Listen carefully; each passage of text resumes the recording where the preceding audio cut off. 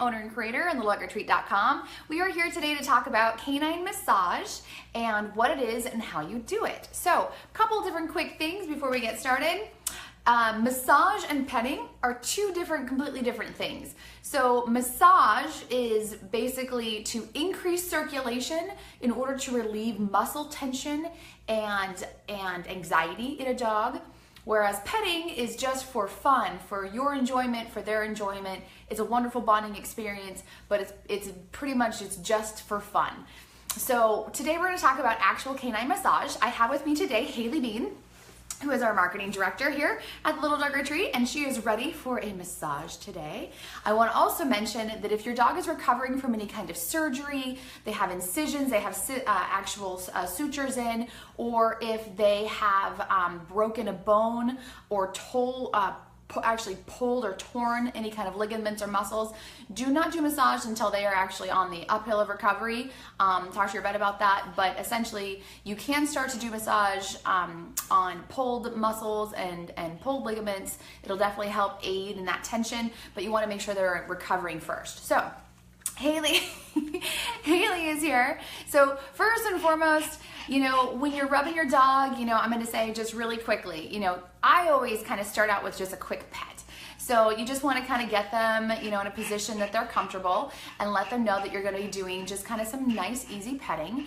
Now, if you have a shy dog or a really anxious dog and they're not accustomed to massage, what I would suggest is pretty much getting them into a position that they're most comfortable. Haley, for instance, loves a tummy rub. So we're just going to start out with some easy, light tummy rubbing, just so she knows that she is in a good, safe place, and then just kind of get her relaxed. So after you get her relaxed, you want to make sure, I'm going to go ahead and transfer her back to her feet. You want to make sure you are always rubbing in a circular formation, and you want to move towards the heart. So you want the blood flow and circulation to be moving towards the heart. So we're going to start with the head. We're going to go down to the tail. We're going to do a light tug on the tail. We're going to go up the arms and up the legs, and then we're going to finally stop and come back to the ears. So let's get started.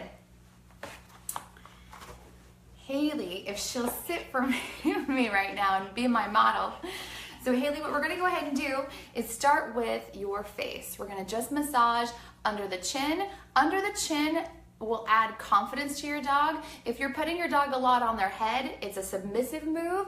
If you want them to be confident, you wanna rub underneath the chin. We're gonna start with the chin, we're gonna go into the neck, and you're just gonna do circular motions, nice and calm. Now, Haley has a lot of fur, so you may not be able to actually see what I'm physically doing, but you don't want to do it too hard, but you don't want to do too light. This is basically to get right into that muscle. And just like a person, dogs benefit from that massage. So you want to get the muscles to literally, you want to go through the fur and actually feel the muscle tissue. So I can feel her shoulders right now.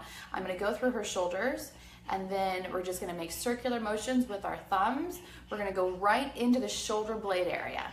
Now, as you're doing the shoulder blades, you're going to make little movements like this and little movements like this with your thumb. If it's a larger dog, you're going to use more of the palm of your hands. Try not to use your fingers too much. You're going to do mostly the big padded area, so the large thumb and then the actual palm of the hand. So we're going to go back into those shoulders.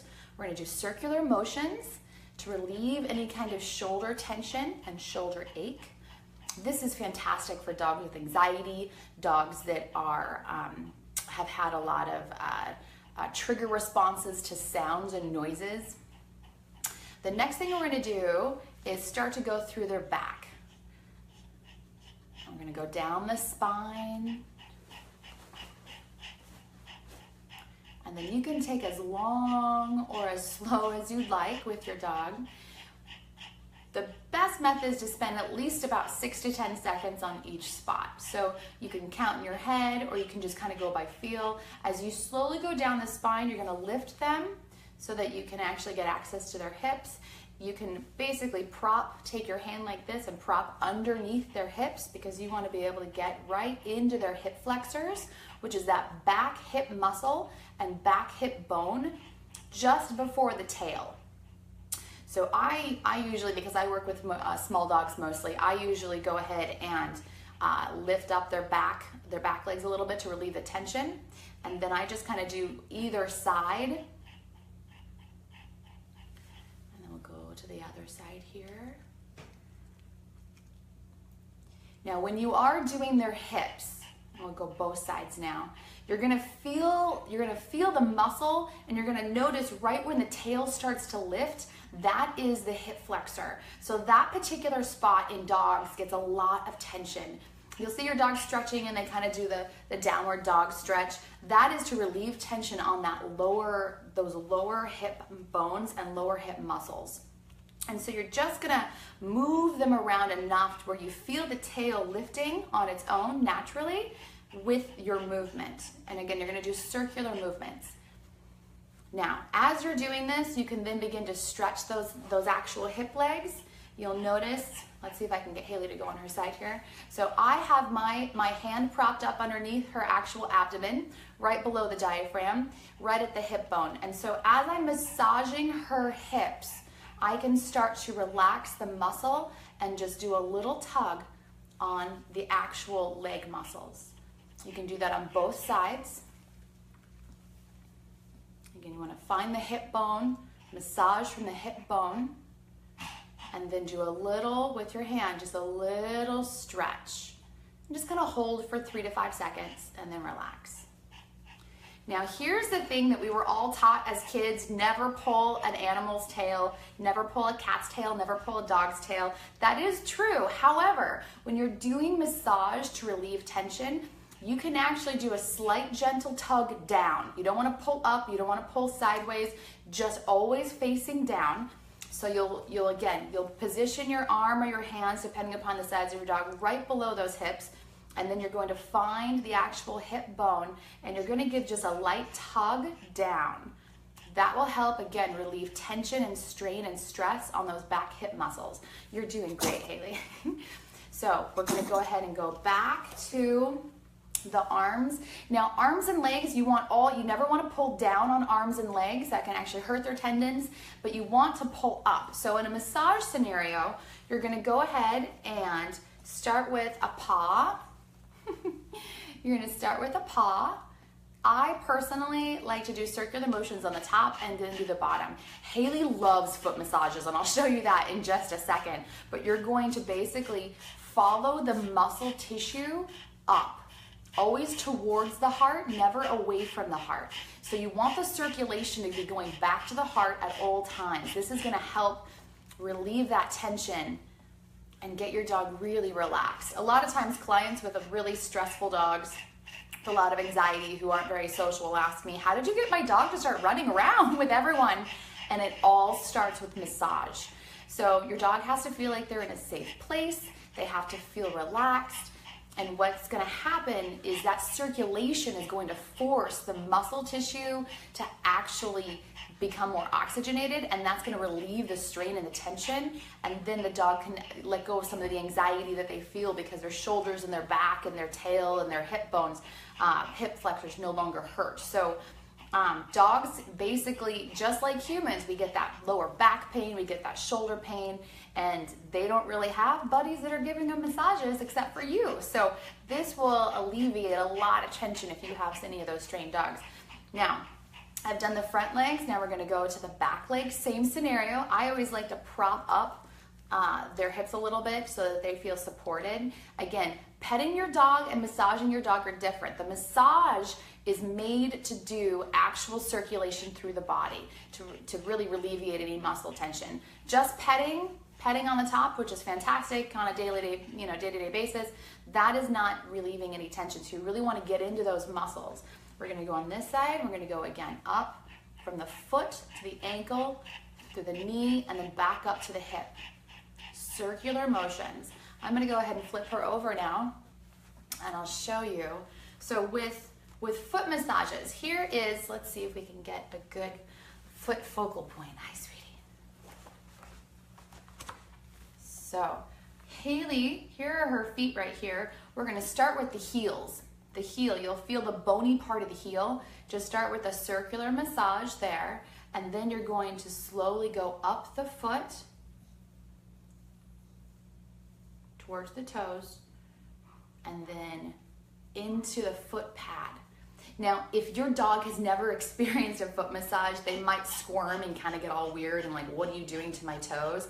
But even guests that I've done this to who've never had it before, once or twice, and they love it, because just like your feet, they hold a lot of nerve endings, and they helps relax them a ton. So you just want to get into the foot pads, get into their little toes, and just relax those feet. The next biggest thing I'll say, you can also do the hand pads. The feet are a little bit more intense than the hands. You can also massage the hands, same kind of thing. Circular motions on the paws, and then we're gonna go up the arms and up the legs, back towards the heart. The last part of the massage is going to be the ears. The ears hold tension just like human ears. There are a ton of nerve endings all over the ears, and dogs are no different. So you're just gonna go back through the neck, circular motion, find the muscles. Now, if your dog starts to flinch a little bit, that's probably an indicator that that muscle is sore or tense. So just go a little bit slower and really kind of work on that spot. Keep in mind, dogs, again, they hold a lot of that tension in the shoulders. They're always holding their head up, you know, so they've got a lot of neck tension, and then they hold a lot of it in their hip flexors, right there at the bony part of the hips. So you just want to kind of relax and ease into it. And then you can start out doing this once or twice a day, or once a week, once a month, whatever works for your schedule. But you'll notice, especially in your anxious dogs, or your dogs who are older geriatric dogs with a lot of arthritis, this will really help relieve that tension and help them relax. So I'm now making my way from the neck up to the head, and I'm going to start doing the ears specifically. So I'm kind of doing the top of the crown of the head, basically, the top of the head. And then I'm going to go into, Haley has very hairy ears. So I'm just going to go in at the very front of the ear and then work my way down. And so this, I'm going to prop her head up for purposes of this video, just so you can kind of see. But we're going to do circular motions with our pads of our fingers, not poking or anything, but just the pads of our fingers. And we're just going to go upward motion in a circular form. And we're just going to kind of follow the feel of the ear. Now again, if your dog starts to flinch or really shy away, it could be a couple different reasons. Number one, it could be that they may have a lot of tension in a certain nerve ending, and that area needs more massage and more caring. It could also be because they just aren't used to it yet. So keep at it. This will help your dog. Plus, it's a wonderful bonding experience between the two of you. And then the third thing is always just smell the ears to make sure that they don't have any kind of ear infection, underlying yeast infection, anything like that that could be aiding in the discomfort of the ears. So anything like a yeast infection or the beginning of any kind of ear infection, you'll start to smell a funky smell. And so that'll just kind of be an indicator. But for the most part, as long as your ears dogs smell natural or just like their fur normal, then it's probably, if they're flinching, it's because they've never had an ear massage before. And so those are new sensations for them. And then you're just gonna go work your way down into the ear canal. Again, massaging the nerves, massaging the actual side of the ear. You're gonna be working your way down like this, and then right in here where the jaw and the ear meet.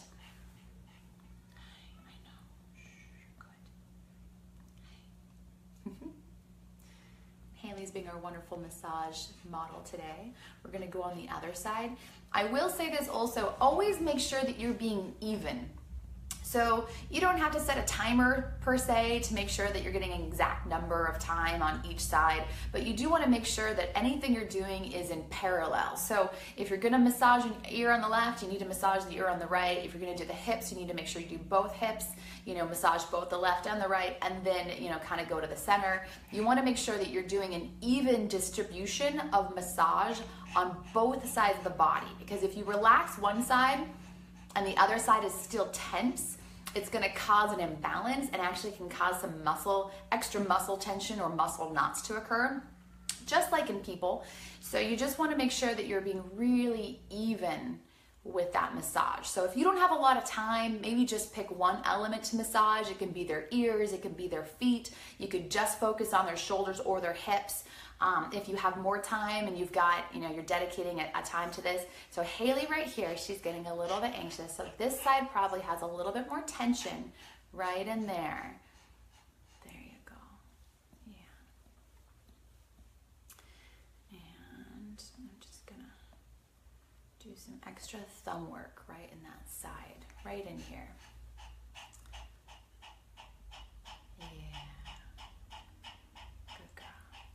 So again, your goal is to not only relax your dog, but to get those pressure points to relax as well. So after you're done with a main massage where you've kind of gone through their whole body and really done the major joint points, then you can just kind of finish up with some nice petting, something that you know that your dog really likes. You can do their face, right here where the snout goes up, right from the nose to the forehead. This is a wonderful spot. Just like in humans, if you're doing a temple massage or a inner eye, between the eye massage, dogs also feel a lot of relaxation from that as well. And you'll notice that Haley's pretty calm during most of this. She gets a lot of massage, so she's not a stranger to this.